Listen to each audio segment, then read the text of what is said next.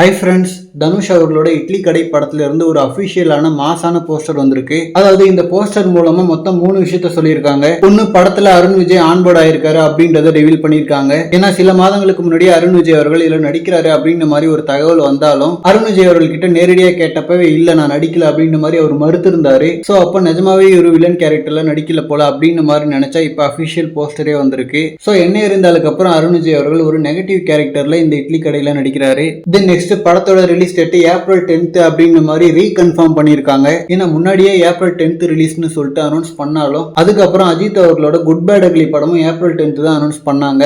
So அதனால இட்லி கடை postponed ஆயிடுச்சு அப்படின்ற மாதிரி நிறைய தகவல்கள் ஓடிட்டு இருந்துச்சு. பட் இந்த போஸ்டர்ல திரும்பவும் ஏப்ரல் 10th போட்டு அந்த ரிலீஸ் டேட்டை ஒன் மோர் டைம் கன்ஃபார்ம் பண்ணிருக்காங்க. சோ அப்போ போஸ்ட்பாண்ட்லாம் கிடையாது, குட் பேட் அக்லியோட ஸ்ட்ரைட்டா மோதுறாங்க. அண்ட் ஆக்சுவலா என்ன கேட்டா இது ஒரு நல்ல முடிவு. ஏன்னா good bad ugly and Idli கடைன்னு ரெண்டுத்தையும் கம்பேர் பண்ணி பார்த்தா ஆபியஸா குட் பேட் அக்லி அஜித் அவர்களோட படம். சோ அதுக்கு தான் எதிர்பார்ப்பு அதிகமா இருக்கும். ஒரு மிகப்பெரிய ஓப்பனிங்குமே அந்த படத்துக்கு தான் கிடைக்கும். பட் ரெண்டு படத்தோட டைரக்டரையும் எடுத்து கம்பேர் பண்ணா டெஃபினட்டா ஆதிக் ரவிச்சந்திரனை விட தனுஷ் அவர்கள் தான் பெட்டரான ஒரு டைரக்டர். ஏன்னா என்னதான் ஆதிக் ரவிச்சந்திரன் மார்க் ஆண்டனின்னு சொல்லிட்டு ஒரு வெற்றி படம் கொடுத்தாலும் அதை தவிர்த்து அவர் ஏதாவது நல்ல படம் பண்ணியிருக்காருன்னா கண்டிப்பா இல்ல. So good bad ugly maximum Mark Antony மாதிரி ஒரு வைபா இருக்கிறதுக்கான வாய்ப்புகள் இருக்கு. மார்க் ஆண்டனி மாதிரியே கரெக்டா அந்த வைபு கிளிக் ஆச்சுன்னா ஒரு மிகப்பெரிய வெற்றி அடையும். பட் தனுஷ் அவர்கள் இயக்கிய பாப்பாண்டியும் ஒரு நல்ல கதை, நல்ல படம். தென் ராயன் பாத்தீங்கன்னா ஃபர்ஸ்ட் ஹாஃப் வேற லெவல், செகண்ட் ஹாஃப் மட்டும் கொஞ்சம் சாமிக்கு விட்டுருப்பாரு. சோ ஜஸ்ட் கமர்ஷியல் மசாலாவா இல்லாம ஓரளவுக்கு கண்டென்ட்டும் இருக்கிற மாதிரி தனுஷ் அவர்கள் பண்ணுவாரு. சோ அதனால கண்டென்ட் வைஸா இட்லி கடைக்கு பாசிட்டிவ் ரிவ்யூஸ் வர்றதுக்கான வாய்ப்புகள் அதிகம்.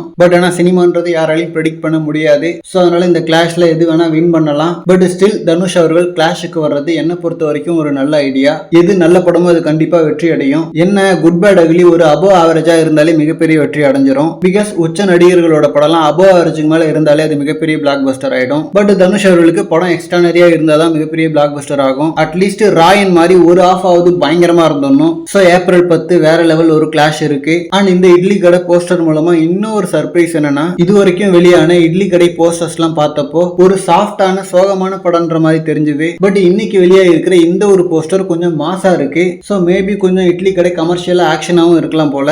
Okay friends, April 10th summer கிளாஷ்ல யாரு வின் பண்ணுவான்னு சொல்லிட்டு உங்களோட கெஸ்ஸிங்க கமெண்ட்ல சொல்லுங்க.